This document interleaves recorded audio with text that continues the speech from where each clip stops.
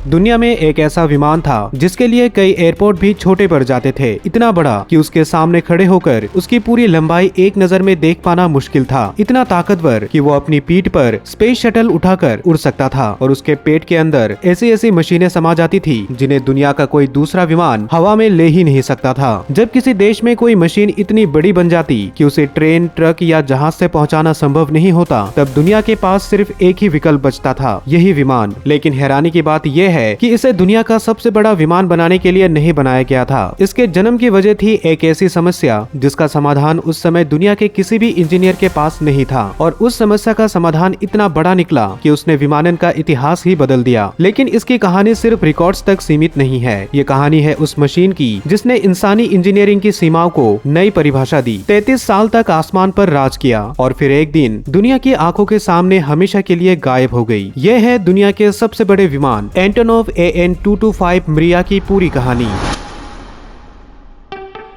ये कहानी शुरू होती है 1980 के दशक में, जब दुनिया कोल्ड वॉर के दौर से गुजर रही थी। उस समय सोवियत यूनियन अपना खुद का बुरान स्पेस शटल बना रहा था, लेकिन शटल बनते ही एक ऐसी समस्या सामने आ गई जिसका कोई आसान समाधान नहीं था। समस्या थी बुरान स्पेस शटल को उसकी फैक्ट्री से हजारों किलोमीटर दूर बैकोनूर कॉस्मोड्रोम तक पहुंचाना। ट्रेन से ले जाना संभव नहीं था, सड़क से ले जाना लगभग नामुमकिन था, और इसे खोलकर अलग अलग हिस्सों में भी नहीं ले जाया जा सकता था। यानी अब सिर्फ एक ही रास्ता बचा था, उसे उड़ाकर ले जाना। लेकिन दिक्कत ये थी कि उस समय सोवियत यूनियन के पास पहले से ही दुनिया का सबसे बड़ा कार्गो विमान एंटोनोव AN-124 मौजूद था। फिर भी जब इंजीनियरों ने बुरान स्पेस शटल को उसके ऊपर रखने की कोशिश की तो एक चौंकाने वाली बात सामने आई। दुनिया का सबसे बड़ा कार्गो विमान भी ये वजन नहीं उठा सकता था। यही से फैसला हुआ कि अब बिल्कुल एक नया विमान बनाना पड़ेगा। लेकिन इंजीनियरों ने शून्य से शुरुआत नहीं की। उन्होंने एंटोनोव AN-124 को ही आधार बनाया और उसके लगभग हर एक हिस्से को पहले से कहीं ज्यादा बड़ा करना शुरू कर दिया। विमान के बीच वाले हिस्से को 23 फीट और लंबा कर दिया गया। पंखों का फैलाव 49 फीट तक बढ़ा दिया गया और जहां 4 इंजन कम पड़ रहे थे वहां 2 और विशाल टर्बोफैन इंजन जोड़ दिए गए। अब इस विमान में कुल 6 इंजन थे। आम विमानों में पीछे एक ही बड़ा टेल फिन होता है जो विमान को सीधा रखने और दिशा नियंत्रण करने का काम करता है। लेकिन AN-225 को स्पेस शटल को अपनी पीठ पर लेकर उड़ना था, मगर प्रॉब्लम ये थी कि बुरान स्पेस शटल इतना बड़ा था कि अगर पीछे सिर्फ एक टेल फिन होता तो शटल उसके सामने आकर हवा के बहाव को रोक देता।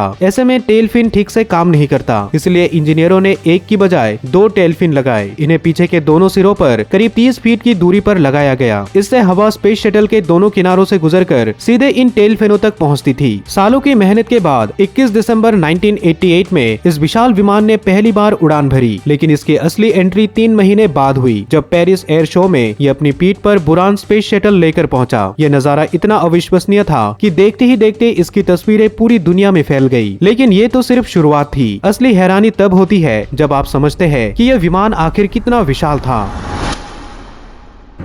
ये विमान सामने से जितना बड़ा दिखता है, असल में उससे भी कहीं ज्यादा विशाल था। जब आप एंटोनोव AN-225 के सामने खड़े होते हैं तो जमीन से एक ही नजर में उसकी पूरी लंबाई देखना लगभग नामुमकिन हो जाता है। नाक से पूंछ तक ये करीब 275 फीट लंबा था। लेकिन इसकी सबसे हैरान करने वाली चीज इसकी लंबाई नहीं थी, वो थे इसके पंख। एक सिरे से दूसरे सिरे तक करीब 290 फीट, यानी करीब 7 बड़ी बसों जितनी चौड़ाई। इतने बड़े पंख सिर्फ इसे अलग दिखाने के लिए नहीं बनाए गए थे। पूरी तरह लोड होने पर इस विमान का वजन करीब 640 टन यानी 6,40,000 किलो तक पहुंच जाता था। दूसरे शब्दों में कहे तो ये करीब 320 महिंद्रा थार गाड़ियों को एक साथ हवा में उड़ाने के बराबर है। इतने भारी विमान को जमीन से उठाने के लिए इंजीनियरों को इतने बड़े पंख बनाने पड़े। लेकिन इन विशाल पंखों की वजह से एक नई परेशानी भी पैदा हो गई। कॉकपिट से पायलट को दोनों पंखों के सिरे दिखाई ही नहीं देते थे। इसलिए जब भी ये विमान एयरपोर्ट पर धीरे धीरे चलता तो जमीन पर मौजूद कर्मचारी इसके दोनों पंखों पर नजर रखते और रेडियो से पायलट को बताते रहते कि कहीं वे किसी इमारत, लाइट पोल या दूसरे विमान के बहुत करीब तो नहीं पहुंच रहे। लेकिन सिर्फ बड़े पंख ही काफी नहीं थे। इतने भारी विमान को उड़ाने के लिए उतनी ही बड़ी ताकत भी चाहिए थी। इसलिए इसके नीचे लगाए गए 6 विशाल इंजन ये इतने ताकतवर थे कि मिलकर उस समय दुनिया के लगभग हर दूसरे कार्गो विमान से ज्यादा शक्ति पैदा करते थे। लेकिन इतनी ताकत की एक बड़ी कीमत भी थी, फ्यूल। इसके टैंकों में करीब 3,63,000 लीटर जेट फ्यूल आ सकता था और उड़ान के दौरान इसके 6 इंजन हर घंटे करीब 16,000 लीटर फ्यूल खत्म कर देते थे, यानी हर मिनट लगभग 270 लीटर। इसी वजह से अगर इसमें कम वजन हो तो ये करीब 18 घंटे तक उड़ सकता था। लेकिन जैसे जैसे कार्गो का वजन बढ़ता, इसकी उड़ान की दूरी तेजी से कम होने लगती, यानी इस विमान में हर अतिरिक्त किलो सामान की कीमत थी कम उड़ान की दूरी। लेकिन इतनी ताकत, इतने बड़े पंख और इतना फ्यूल आखिर किस काम आता था? इसका जवाब छिपा था इस विमान के अंदर, जहां ऐसी चीजें समा जाती थी जिन्हें दुनिया का कोई दूसरा विमान उठा ही नहीं सकता था।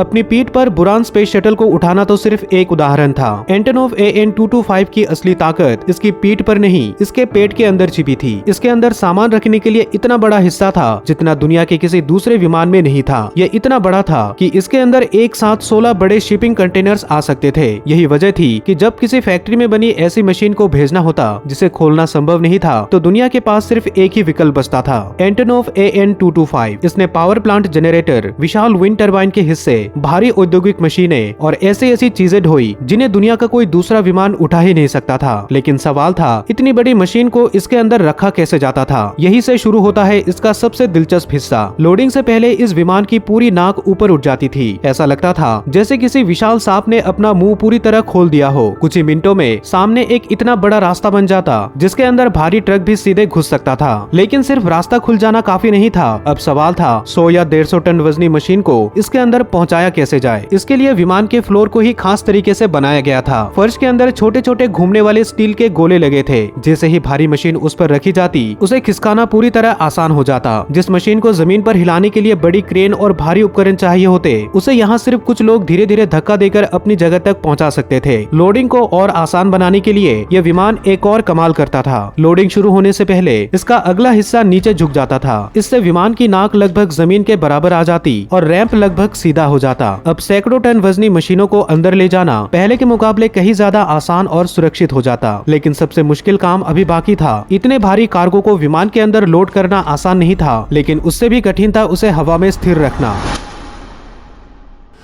यही वजह थी कि हर उड़ान से पहले इंजीनियर घंटों तक सिर्फ एक चीज का हिसाब लगाते थे, कौन सा सामान कहाँ रखा जाएगा। क्योंकि सैकड़ों टन वजन वाला कार्गो अगर अपनी सही जगह पर ना हो तो पूरा विमान असंतुलित हो सकता था। लेकिन मान लीजिए सब कुछ बिल्कुल सही जगह रख भी दिया, तब भी एक बड़ी चुनौती बाकी थी। इतने भारी विमान को रनवे कैसे झेलेगा? पूरी तरह लोड होने पर इसका वजन करीब 640 टन तक पहुँच जाता था। अगर इतना वजन कुछ ही पहियों पर पड़ता तो कई रनवे इसका दबाव सह ही नहीं पाते। इसलिए इसके नीचे लगाए गए कुल 32 पहिए, इनका काम सिर्फ विमान को चलाना नहीं था, ये पूरे वजन को इतनी बड़ी जगह पर फैला देते थे कि रनवे सुरक्षित रहता। लेकिन असली नजारा तब शुरू होता था जब ये उड़ान भरता था। 13 मई 1989 एंटोनोव AN-225 अपनी पीठ पर पूरा बुरान स्पेस शटल लेकर रनवे पर खड़ा था। उस दिन इसका कुल वजन करीब 5,58,000 किलो था। जैसे ही 6 इंजनों ने पूरी ताकत लगाई, यह विशाल विमान धीरे धीरे रनवे पर दौड़ने लगा। लेकिन इतना भारी विमान तुरंत हवा में नहीं उठ सकता था। उसे उड़ान भरने से पहले 1 मील से भी ज्यादा रनवे पर दौड़ना पड़ा और फिर आखिरकार इसके 32 पहिए जमीन से ऊपर उठे। दुनिया का सबसे बड़ा विमान अपनी पीठ पर पूरा स्पेस शटल लेकर आसमान में था। लेकिन उड़ जाना ही काफी नहीं था, इसे वापस उतारना भी उतना ही मुश्किल था। उसे रोकने के लिए सिर्फ ब्रेक ही काफी नहीं थे। इंजन, ब्रेक और पंख तीनों मिलकर इसकी रफ्तार कम करते थे। तब जाकर हजारों फीट लंबे रनवे पर रुक पाता था। लेकिन इस विशाल विमान की सबसे बड़ी और सबसे दुखद कहानी अभी बाकी थी, जिसने दुनिया के सबसे बड़े विमान का सफर हमेशा के लिए खत्म कर दिया। जब सोवियत यूनियन टूट गया तो दुनिया को लगा कि अब एंटोनोव AN-225 का सफर भी खत्म हो जाएगा। लेकिन ऐसा नहीं हुआ। इस विशाल विमान को नया काम मिला। अब ये सेना के लिए नहीं बल्कि दुनिया के लिए उड़ने लगा। जहां कोई दूसरा विमान किसी मशीन को ले जाने से मना कर देता, वहां एंटोनोव AN-225 को बुलाया जाता। इसी दौर में इसने एक के बाद एक ऐसे रिकॉर्ड बनाए जिन्हें आज तक कोई दूसरा विमान तोड़ नहीं पाया। इस विमान ने हवा में अब तक का सबसे भारी सामान पहुँचाने का रिकॉर्ड बनाया। इसने करीब 250 टन तक का कार्गो एक ही उड़ान में उठाया और एक बार तो 119 फीट लंबी मशीन भी ढोई। सालों तक ये दुनिया भर में ऐसी विशाल मशीनें और उपकरण पहुंचाता रहा जिन्हें किसी और तरीके से भेजना लगभग नामुमकिन था। लेकिन फिर 24 फरवरी 2022 यही वो दिन था जिसने इस विमान की कहानी हमेशा के लिए बदल दी। उस समय एंटोनोव AN-225 यूक्रेन के होस्टोमेल एयरपोर्ट पर खड़ा था। इसके इंजनों का मेंटेनेंस चल रहा था। इसी बीच युद्ध शुरू हुआ। एयरपोर्ट पर भीषण लड़ाई हुई और कुछ ही दिनों बाद 27 फरवरी 2022 को आधिकारिक पुष्टि हुई कि दुनिया का सबसे बड़ा विमान अब अब नहीं रहा। एंटोनोव AN-225 मिरिया